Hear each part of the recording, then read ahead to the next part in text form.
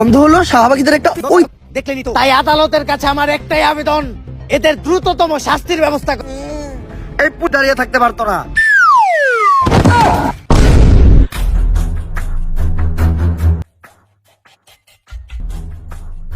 She is no মোর।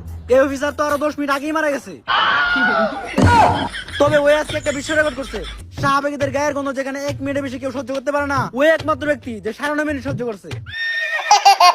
আজকে যদি ও বেঁচে থাকতো, হয়তো এই কারণেই ও একটা ভ্যালন্টিয়ার পাইতো। ইওর অনার, আবার এই শাহবাগীদের গায়ের গন্ধে আমাদের এক পুলিশ ভাই শহীদ হলো। এর থেকেই প্রমাণ হয় এই শাহবাগীরা দোষী এবং ওদের শাস্তি হওয়া দরকার। ইওর অনার, আমি চাই তাড়াহুড়া করে কোনো সিদ্ধান্ত না নিয়ে আমাদের একদিন সময় দেওয়া হোক।